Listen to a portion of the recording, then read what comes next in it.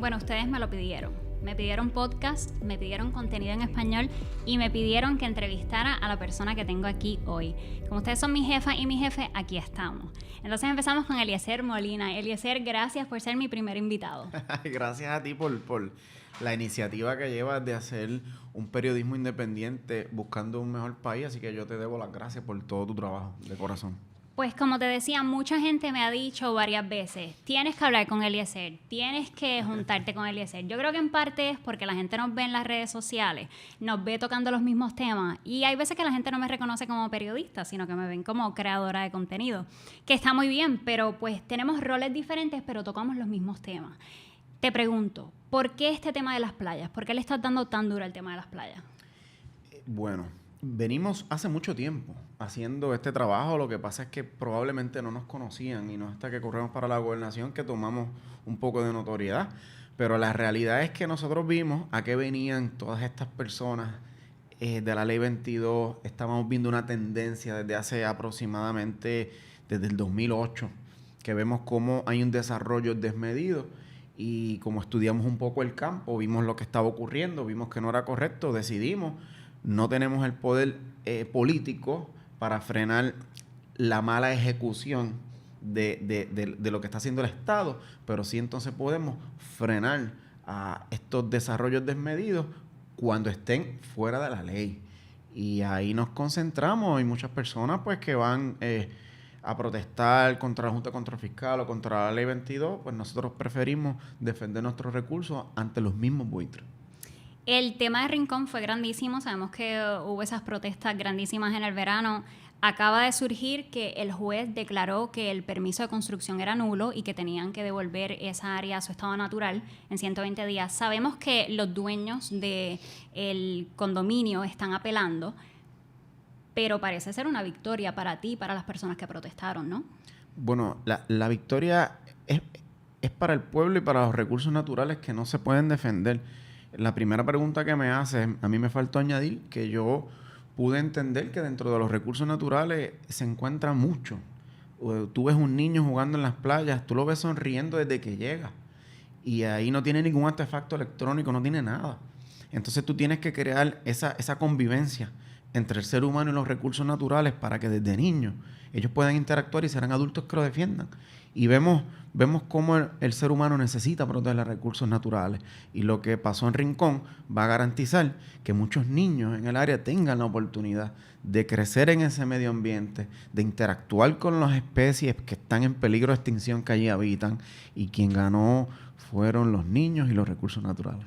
Y ese es un punto importante porque a veces yo hago estos videos y la gente me dice, con tanta cosa pasando y tú hablando de una playa. Y en el video que se fue viral en Ocean Park, yo escucho que la muchacha dice, de las pocas cosas que tenemos gratis en Puerto Rico, porque sabemos que por ley las playas se supone que sean públicas en Puerto Rico. Pero te traigo esa pregunta que me hace la gente. Con tantos temas que tenemos en Puerto Rico, economía, soberanía alimentaria, etcétera, ¿por qué el tema de las playas? Porque alguien lo tiene que hacer. Entonces tenemos que aprender como pueblo, ¿no? A identificar en qué causa podemos ser un poco más efectivos y trabajar cada una. Yo no soy médico. Yo no puedo estar en temas de salud. Yo le he dado duro a la agricultura, pero en las playas las vi en el acecho y yo sentí esa necesidad de garantizarle a las futuras generaciones que tengan la capacidad de disfrutar lo que un día yo tuve, que es nuestra herencia, ¿no? Y nosotros tenemos que defender esa herencia. Y cuando vemos que la están privatizando, pues hay que hacer algo. Cuando vemos que hay especies en peligro de extinción que continúan perdiendo su hábitat, pues hay que hacer algo. Y el ser humano no entiende esto que tú me estás preguntando. Vivimos en una isla y para nosotros el impacto de las zonas costeras es considerable, porque nuestra extensión territorial no es tan amplia. Tenemos costas por todas partes. Y se añade un elemento científico del cual no se nos ha entrenado como sociedad, y si uno lo conoce, pues uno tiene que combatirlo, que es la erosión. Las montañas no nacen y siguen creciendo, ¿no? Las montañas surgen y ellas van erosionándose con el tiempo hasta desgastarse. Esa erosión llega a las costas y van cambiando los niveles freáticos del agua y vamos viendo una transformación porque las costas son dinámicas. Y en Puerto Rico eso la gente no lo entendía. Y cuando yo me di cuenta que no lo entendían, pues decidimos entonces dar la pelea por esto. Es un tema complicado, te lo Sí. voy a decir. Yo acabo de hacer un reportaje y aprendí muchísimo, hablando con expertos, estudiándolo, haciendo la búsqueda. Entonces se pone un poco técnico y mi reto como reportera es como simplificar eso para que la gente lo entienda, pero haciéndole justicia a los tecnicismos del tema. Entonces, vamos a lo que sucedió en Rincón. Aquí, no se me vayan, que aquí se escucha un poco aburrido, pero es importante. En el tema de Rincón sucedió que se aprobó el cumplimiento ambiental por exclusión categórica. ¿Qué es una exclusión categórica? Eso lo que significa es que cuando se aprueba, ya para ese proyecto no hay que hacer un estudio a profundidad del impacto ambiental. Las exclusiones categóricas se supone que sean para cosas que son rutinarias. O sea, es una herramienta que es importante. Sin embargo, la queja de algunas personas con las que he hablado es que se está sobreutilizando y que se está utilizando para situaciones como la de Rincón. Todavía se está viendo en los tribunales, pero ya vimos que el juez dijo que no se supone que fuera una exclusión categórica, porque aquí tenemos un tema donde gente como tú argumenta que evidentemente iba a tener un impacto ambiental significativo. Entonces, ¿qué te parece ese tema de que se esté utilizando esta herramienta a través del gobierno para aprobar cosas que aparentemente sí hacen un daño significativo al ambiente? Ahora te voy a decir yo que esto es más aburrido de lo que yo voy a decir, pero lo tengo que decir. La realidad es que cuando Puerto Rico va a la cesación de pago, que Puerto Rico va a la quiebra, aquí llegó una persona que se llama, no ha muerto, Ann Kruger. Ann Kruger llegó bajo la administración de Alejandro García Padilla y ellos hicieron todo este plan que lo que se convierte al final en la ley promesa. Cuando ellos vienen aquí, una de las cosas que piden Kruger es que se propulse el Doing Business Guide del Banco Mundial. Y el Doing Business Guide, lo primero que te dice es que tú tienes que eliminar los derechos laborales. Que ahí es cuando viene Ricardo Rosselló, el gobernador que sacamos, y él hizo una reforma laboral. Otra cosa que solicitan es la desregulación de los permisos para ellos enviar entonces los inversionistas y que puedan desarrollar lo que ellos llaman desarrollo para ellos. Y entonces se olvidan de todos los parámetros científicos que se han hecho para preservar lugares de alto valor ecológico. Y ahí es que viene el Reglamento Conjunto 2020, que han escuchado mucho, el Reglamento Conjunto 2019, que el tribunal los declaró nulos. Y los declara nulos por cosas como esta. Usted tiene un lugar donde tienes animales en peligro de extinción y ya no hay que hacer una declaración de impacto ambiental, que es lo que se supone que se hiciera, que es un documento sumamente amplio, costoso por demás, pero conlleva el análisis de todos los elementos que componen ese lugar donde usted va a impactar. Y eso se eliminó por algo que se llama exclusión categórica, que es una página y usted le escribe, ¿hay animalito? No hay animalito. ¿Hay agua? No hay agua. Y ya está. Entonces, en este caso, esas personas mintieron, sometieron información falsa en este documento que se llama exclusión categórica. Pero ese no es el agravante aquí. Todavía el gobierno trata, y el propio tribunal, de decir que el problema es la exclusión categórica. Para que la gente entienda, en Puerto Rico, cuando usted va a hacer un desarrollo en la zona costanera, está el mar y lo que le llaman la zona marítimo terrestre. Cuando la marejada en su estado más alto, que es el ciclónico, donde llegue la ola, de ahí en adelante comienzan dos parámetros importantes, que son la zona de salvamento, que está compuesta por 20 metros. Esos 20 metros usted no puede construir y el desarrollador tiene que hacer una cesión al Estado por ese predio. Luego de eso, en los próximos 30 metros, el desarrollador no puede construir tampoco. En Puerto Rico, por décadas, se construyó en la zona de salvamento y vigilancia.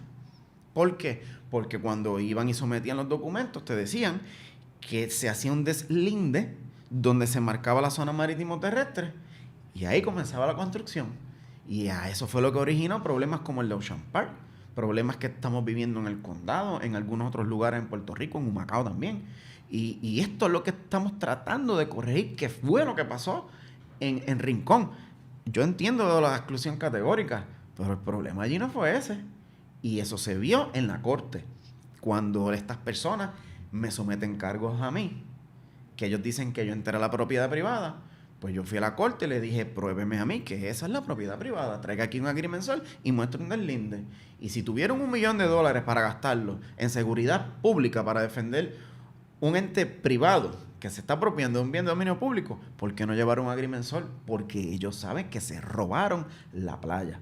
Y eso es la playa, el bien de dominio público marítimo terrestre. Y ese es el tema, ¿verdad? Porque sabemos que se supone que las playas en Puerto Rico sean públicas, pero lo que tú argumentas es que de esta manera se privatizan ilegalmente.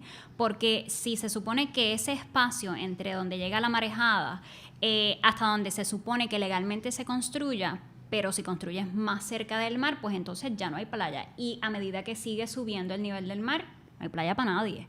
Porque entonces ahora el mar llega directamente a la construcción. Exacto. Pero te quiero traer otra vez a ese tema de exclusiones categóricas porque yo lo que veo en Rincón es una combinación de factores, ¿verdad? Está lo del deslinde, está lo de la exclusión categórica. Y ese tema me interesó mucho porque si queremos proteger los recursos naturales de Puerto Rico, esos estudios ambientales son muy importantes.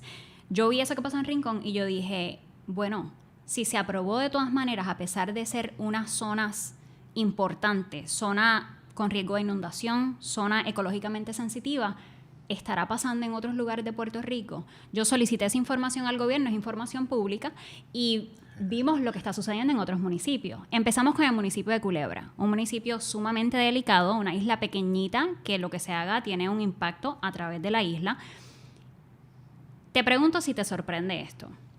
Encontramos, solicitamos la información, un planificador analizó esa información y encontró que 30 de las exclusiones categóricas son potencialmente ilegales, 12 como las del caso en Rincón, que caen en 2 zonas importantes donde se supone que no se aprueben exclusiones categóricas, en una isla como Culebra, en ese término de 8 años. ¿Te sorprende que esté sucediendo en otros municipios? No, de hecho lo venimos señalando hace un montón de tiempo, pero no se nos hacía eco hasta que ocurre lo de Rincón. Me imagino que porque las redes sociales pues lo viralizan y entonces coge una dinámica diferente. Pero en Culebra yo grabé hace como 2 años, lo pueden ver en mis redes sociales, una estructura que estaban haciendo al lado del muellecito, que edificaron en un bien de dominio público marítimo terrestre. Ellos edificaron donde se hizo la piscina en Rincón, pues ellos hicieron lo mismo. Lo único que allí es una casa de lujo, y yo quisiera saber cómo estas personas construyen en un lugar que es público, que no es de ellos, y generan capital, incluso hasta lo venden. Vayan a Dorado Beach. En Dorado Beach estamos hablando de que muy probablemente casas que se vendieron en esa zona costera lo vendieron en un terreno que es público. Y ahí, si esto se prueba, pues van a haber problemas porque el desarrollador está vendiendo algo que no le pertenece. A veces cuando cubro estos temas, por ejemplo lo de Culebra, me dicen, bueno, pero ya está ahí. O sea, ¿qué vamos a hacer ahora? Y la esclavitud estaba ahí. Y las mujeres no votaban. Entonces volvemos a lo que era incorrecto. Uno tiene que corregir y evolucionar. Y lo que está mal hecho, uno tiene que enmendarlo. Que hay unas estructuras edificadas, no hay problema, ya eso está ahí. Pero en la eventualidad, usted no puede otorgar ni permiso, ni tan siquiera mejoras a esa estructura. Cuando cumpla con su vida útil, demolición y que se le devuelva el espacio a la naturaleza. Pero mientras ya estén ahí, están ahí. Yo solo comprendo, no es que uno va a ir con un marrón a demoler toda la zona costanera, pero tenemos que aceptar que las cosas las hemos hecho mal. Y por ejemplo en Dorado, ¿qué tú crees que va a suceder? Si ya esas estructuras están ahí, si ahora mismo se impide el acceso a ciertas playas, ¿qué tú crees que va a pasar? Vergüenza siento que yo veo políticos que dicen, eso mismo, es que ya está ahí, eso fue hace 60 años, eso es caliche. ¿Sabes? Te dicen 4 cosas y mira, no, si estamos señalando que hay algo incorrecto, vamos a enmendarlo. Yo quisiera ver que los políticos ahí actúen, pero como ya sabemos que no lo van a hacer, nos ha tocado a nosotros, a los ciudadanos, tener que ingeniar, ¿verdad? Y utilizar ciertas medidas como los paris playeros que estamos haciendo para levantar bandera de que se nos está desplazando, de que se nos están robando los bienes de dominio público marítimo terrestre. Esa palabra es bien importante y los vamos a recuperar, y si el gobierno no lo quiere hacer, nosotros lo vamos a hacer. Háblame de los paris. ¿Cómo ha sido el ambiente en esas fiestas? ¿Cómo ha sido el sentir de la gente que se presenta? A mí me alegra porque es lo que era Puerto Rico hace 20, 30 años atrás, donde las personas salían a la playa a disfrutar, a compartir, a escuchar música. Usted ve niños corriendo por allí jugando, no en un aparatito electrónico. Comienzan a interactuar con los demás y entonces vemos como una sociedad bien utiliza sus recursos naturales y los va a proteger, porque va a identificar una felicidad, va a sentir ese apego. Y a nosotros se nos arrancó el sentido de pertenencia. Y estos paris playeros ayudan grandemente a que las personas vuelvan a sentir ese amor por sus recursos naturales y ese sentido de pertenencia. Y yo te aseguro que en varios años los puertorriqueños no van a permitir que le vendan sus playas. Y ¿sabes lo que me sorprende? A medida que estuve haciendo este reportaje, que les voy a poner el enlace para que lo vean, que esto, básicamente lo que vi, que yo fui al party en Dorado, me doy cuenta que por décadas esa es la manera del boricua protestar y reclamar lo que es suyo. Y me llama la atención ver las mismas pancartas de las playas son nuestras. Lo mismo que estamos reclamando hoy hace 10 años. La lucha contra la Marina, porque la Marina estuvo en la playa Flamenco. Esto yo vine a enterarme hace poco. Que los culebrenses no podían ir a la playa Flamenco porque estaba la Marina ahí bombardeando y para allá no se podía pasar. Nos movieron para el pueblo. Entonces veo esas imágenes y digo, wow, con razón, cuando fui a Culebra todo el mundo me dice, esto es un lugar de lucha, nosotros llevamos luchando por flamenco hace muchos años y no nos vamos a rendir ahora. Entonces me llama mucho la atención ver que como que se repite ese espíritu de lucha y es más o menos lo que estoy viendo. Te pregunto, el alcalde de Dorado dijo que a esa fiesta no fueron gente de Dorado. Que eso era gente de afuera queriendo montar revolú porque la gente de Dorado no tiene problema con lo que está pasando ahí. ¿Qué tú dices? El alcalde de Dorado es un acéfalo. Es una persona que es un ignorante. Y las playas son del pueblo, no son de Dorado, no son de él. Las playas son para el uso y disfrute de todo el mundo. El que quiera ir desde Arroyo, desde Guayama, desde Rincón a la playa de Dorado, va. Porque es un bien de dominio público, ni tan siquiera es de él. Pero dentro de su incompetencia, él pues tiene que salir con un subterfugio para no ir al verdadero ángulo, que es que ahí se privatizó un lugar que es público. Aquel no te dice, yo voy a pedirle al ingeniero del municipio que busque un agrimensor que nos haga un deslinde y vamos a ver si el lugar es un bien de dominio público. Y si es, vamos a devolvérselo a la gente, a los doradeños, vamos. No le importa. Que se vayan para allá por una esquina en el lugar que le quede y que breguen, porque como ese es el jefe de su hijo, el alcalde de Dorado solamente está defendiendo al patrón de su niño, a su ingreso familiar, ¿no? Y eso es lo que a mí, vuelvo y te digo, es un acéfalo. Él sí dijo, admitió que ha recibido donaciones para su campaña de la familia Estuve y que su hijo trabaja para la familia Estuve. Sin embargo, nuevamente él dice que eso no tiene nada que ver, que recibió las donaciones de manera legal y que ahí no hay el problema que se está tratando de presentar. Fíjate que mi problema con él no es que haya recibido dinero. A mí eso no me importa. Ni que el hijo trabaje allí. Es que se apropiaron de un bien de dominio público y él no tiene la capacidad de entenderlo. Lo cual me hace ver dos cosas. O es cómplice o es un incompetente. Y me parece más una combinación entre ambas. De que es cómplice y de que es un incompetente. Porque él lo sabe. Él tiene que haber buscado algún asesor y decirle, mira, eso está en un bien de dominio público. Él sabe, ¿no? Pero que se lo crea a él. Yo me alegro que haya hablado. Para que la gente pueda entender que estos funcionarios no trabajan en función a su sociedad. Trabajan en función a quien les paga a ellos el estilo de vida lujoso que llevan. Ese señor es uno. Te pregunto, Eliezer, vamos a hablar un poquito de ti, porque yo sé que tú ves los ataques que te hacen en las redes sociales, cómo te dicen que esto es algo que estás utilizando para tu ganancia personal. Hay quien vea esto y dirá, bueno, está tratando de hacerse nombre para que lo reconozcan para cuando se vuelva a tirar para la gobernación. ¿Qué responde? Que a mí nunca me ha importado lo que piensa la gente. Para mí esto es personal. Yo me crié en un lugar que lo veo que lo están destruyendo. Y yo siento un compromiso con mi tierra. No con la opinión de la gente ni la opinión publicada en los medios. Y lo que yo entiendo que es lo correcto, yo lo voy a defender.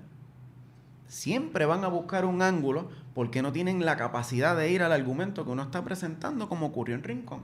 Le dijimos que el lugar era público. No, había que darnos macanazos, había que perseguirnos. La gente pudo ver lo que ocurrió allí.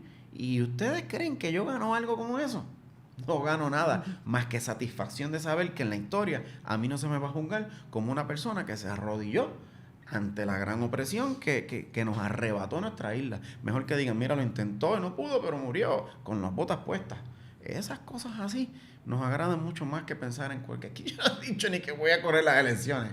Pero la gente todo lo ve así, porque ellos no han encontrado una manera de debatir lo que nosotros estamos presentando, tanto así que nos han mandado hasta matar. Ya la semana pasada, una vez más, y uno se va cansando. Háblame de eso. ¿Tú temes por tu vida? No. Yo estoy contento ya con lo que he completado en mi vida. Me duele que no puedo compartir tanto tiempo con mis hijos. Eso me duele. Que el tiempo que yo puedo pasar con ellos, enseñando al nene a jugar pelota, llevando a la nena a ser fiel, tengo que estar peleando porque ella tenga su playa para poder ser fiel. Mira, ¿sabes? Ni tan siquiera peleo por el tiempo de poder compartir con ella. Estoy peleando porque a ella no se le cierren los espacios para ella poder crecer y tener lo que yo tuve cuando niño. Y eso es lo que hacemos. Y yo creo que la gente lo va a entender, no ahora. Justo yo venía pensando en eso de camino, no ahora. De aquí a 20, 30 años, la gente va a decir, miren, en aquellos tiempos hubo unas personas que sacaron la cara. Lamentablemente el ser humano es así. Y mira cómo a mí me han entrevistado del New York Times, de varios medios, fueron a la finca para que yo le explicara muchas cosas. Mira, aquí ni el vocero ni Primera Hora me llaman, ni ninguna de esa gente, porque se deben a las personas que lamentablemente destruyen el país. Y eso hace que la opinión publicada en los medios genere lo que tú estás viendo. Que en las redes sociales de momento vienen 50 cuentas diciendo sandeces. ¿Que vienen de dónde? De unas personas que administran todo lo que ellos quieren llevar con la opinión publicada y nosotros los vamos a combatir. Me dices que no temes por tu vida, pero sí me has dicho que has recibido amenazas. ¿Cuán en serio las tomas? Mira, mi casa, tú sabes que tú estés tranquilo en tu casa y llegue de momento el 6 a petición del FBI para decirte que hay un complot para asesinarte. Pues eso me ocurrió y no es algo agradable que los niños tuyos estén viendo. Cuando Ricardo Rosselló lo sacamos, ponían los helicópteros de Fura encima de mi casa. Y eso está grabado y todo. Yo no temo porque sabemos que hacemos lo correcto. Sí lo hacemos público para que ellos entiendan que nosotros sabemos los pasos que están dando. Que venga un investigador privado a decirte, mira, me pagaron para que te... Esas cosas me están pasando y ya es como que frecuente, ¿no? Y quiere decir que vamos bien, porque decía Don Quijote que si los perros ladran es porque estamos avanzando. Estamos avanzando, Bianca, así que no podemos parar. Es un tema bien serio. Te digo que cuando se tocan estos temas que amenazan el poder, incluso a mí jamás me ha pasado algo como lo que te está pasando a ti, pero me escriben mensajes como que ten cuidado. Y es eso nada más y me pone en tensión. No me puedo imaginar por lo que estás pasando con tu familia. Te tengo que hacer esta pregunta porque me estoy quedando en casa de mi tía. Le dije, voy a entrevistar a Eliezer Molina. Y me hizo una pregunta, así que de parte de Titi fue, ¿de qué vive ese hombre? ¿De qué vive Eliezer Molina? Pues mira, yo trabajo en construcción. Yo me gradué de Ingeniería Civil y llevo como 20 años trabajando en construcción. Aprendí a administrarme y logramos desarrollar varios negocios por los cuales voy generando mi ingreso. Yo soy de las personas normales, a mí me cortan el agua, la luz, todas esas cosas me pasan. ¿Sabes? Yo vivo del día a día, yo soy como un puertorriqueño normal. Y me parece que la gente tiene que comenzar a entender que aunque tú no seas una persona acaudalada en términos monetarios, tú tienes la capacidad de representar a un país. Y yo creo que es más lo que se le ha vendido a las personas, que tiene que ser un millonario, llegar con un traje, con una corbata y decir, este viene de la familia tal o de la familia cual. Aquí ganó Ricardo Rosselló. ¿Qué había hecho en su vida ese normal? Hizo unas pastillitas chinas que había dicho que iban a curarlo todo. Y la gente en masa votaba por él. Aquí ganó Alejandro García Padilla. ¿Qué había hecho ese otro? Todos, búscalos, uno por uno, han sido unos amamantados del sistema. Y los hemos arrastrado por el nombre o por el apellido. Pero como yo soy Pérez, Y te has dicho muchas veces que naciste en la agricultura. Sí. Empecé a sembrar recientemente con el Uy. proyecto El Josco Bravo. Estoy Muy bien bien. emocionada, pero estoy bien nerviosa también. Pero háblame de la agricultura, porque yo sé que tú hablas mucho de la economía del consumo. Y ese para mí es un tema bien importante. Yo he cubierto cómo en Puerto Rico se destruyó la agricultura para convertirnos en consumidores. Me parece que es un tema importante que tú tocas mucho. ¿Qué tú quieres que sepan los puertorriqueños del hecho que somos un país que consume más de lo que produce? Que el problema de Puerto Rico es la economía que tenemos, que es una economía de consumo, no es una economía de producción. Y la gente siempre, desde que yo nací, me están diciendo que el 90% de lo que nosotros consumimos es importado. No cambia el porciento. Y sí cambia, es el 100%.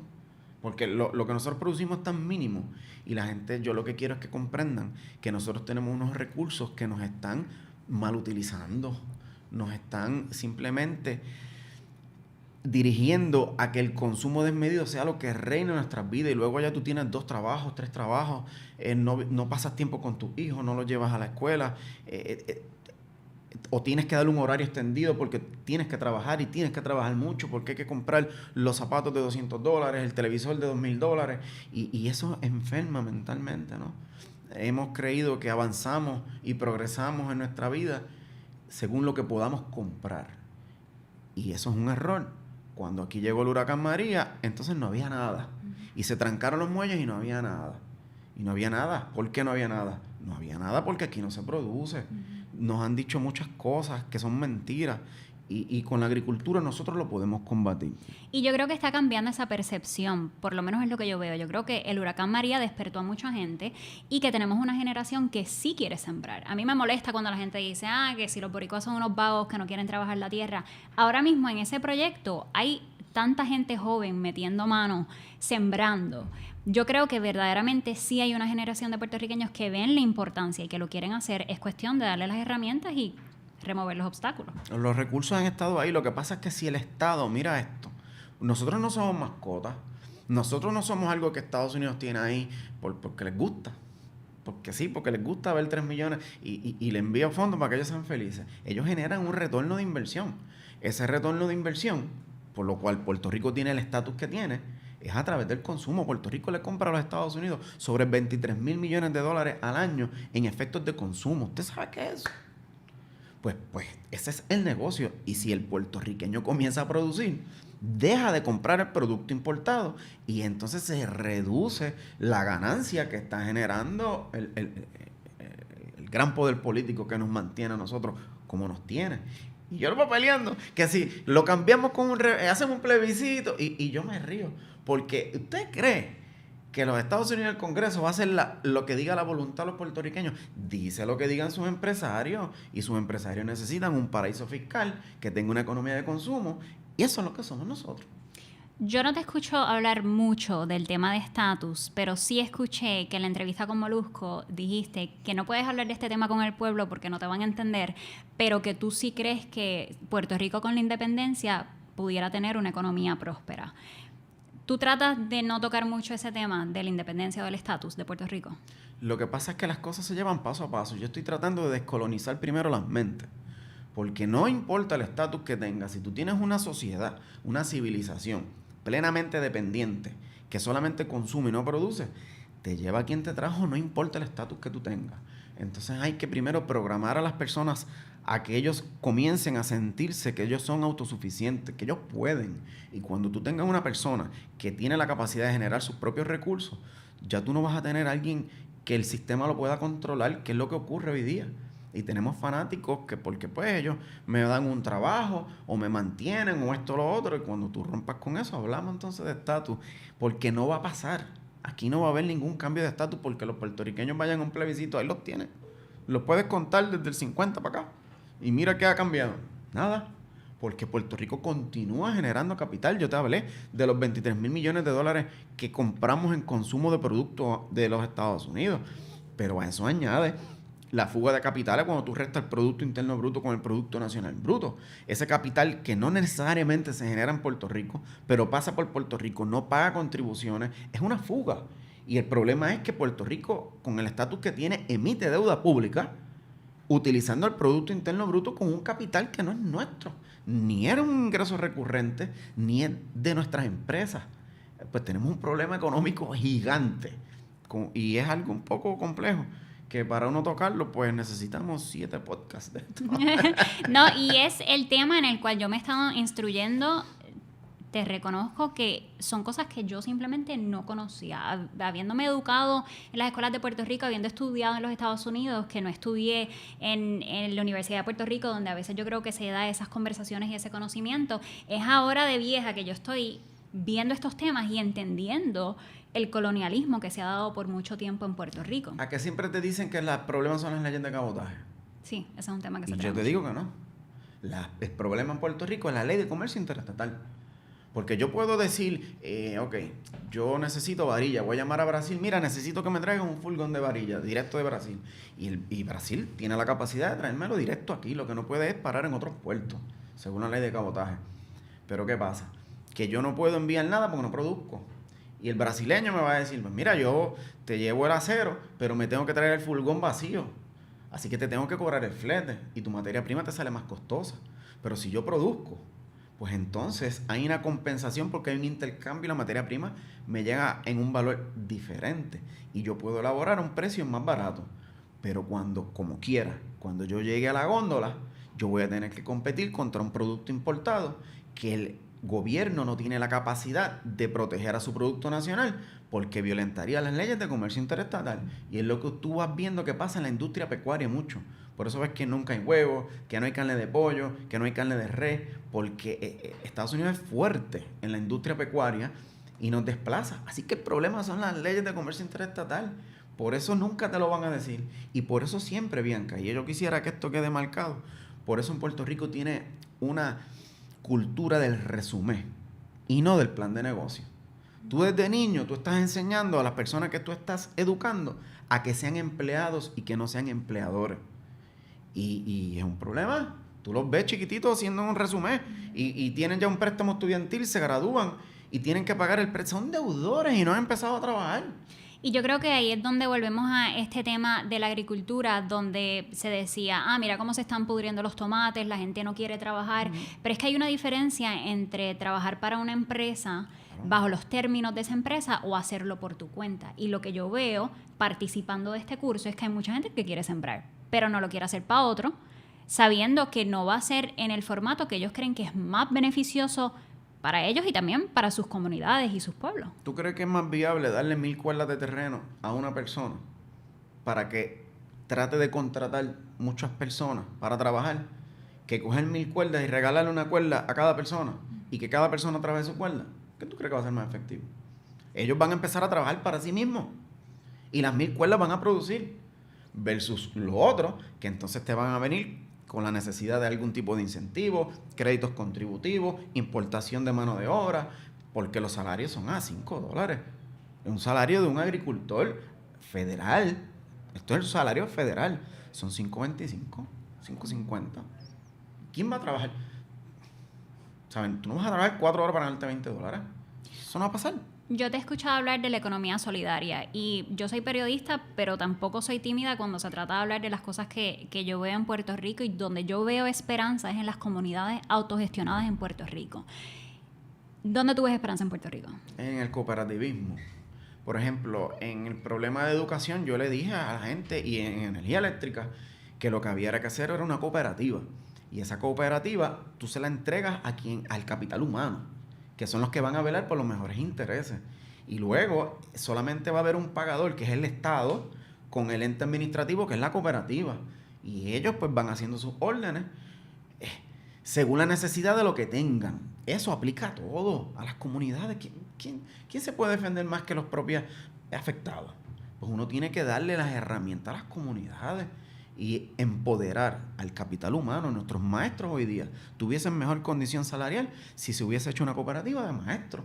Y ya tú no tienes que estar buscando suplidores, personas que le dan tutoría. Por favor, ahí es que se va el dinero. Y tenemos 3,000 y pico de millones de dólares que no dan. Y eso está mal. Yo veo la solución en el cooperativismo. Por ejemplo, en Vieques y Culebra Si tú le entregas la administración de esas lanchas a una cooperativa que hagan de personas entre estas dos islas vecinas, ese problema no estuviese ocurriendo. Pero aquí piensan de otra forma, aquí piensan en el neoliberalismo y lo que desean es que fracase la institución pública para entregarle el servicio a la institución privada. Y eso cayó en la década negra del neoliberalismo de los 80, pero en Puerto Rico lo estamos viviendo ahora. Ese tema del cooperativismo me parece fascinante. Todavía estoy estudiándolo y entendiéndolo, pero está en mi lista de reportajes que quiero cubrir. Eliezer, muchísimas gracias por esta conversación. ¿Vas a correr a la gobernación? No, yo no estoy pensando en eso. Cuidado, me matan de camino. No, yo no estoy pensando en eso. La gente que apoyen lo que estamos haciendo, que lo hacemos simplemente para que puedan tener un mejor país y que después la historia no los juzgue, que los hijos no los miren a los ojos y le digan, nosotros perdimos nuestro país, ¿tú qué hiciste? A mí eso no me va a pasar y yo moriré con el orgullo de que por lo menos mis hijos tuvieron un ejemplo de lo que es luchar por su país, por su herencia, y eso es lo que vamos a hacer, enfocados en eso. Bueno, si te tiras, te voy a llamar otra vez para entrevistarte, hacerte las preguntas. Te avisaremos. Muchísimas gracias. Gracias. Gracias a ustedes por ver el primer episodio de este podcast. No tiene ni nombre todavía, pero empezamos, eso es lo importante. Lo importante.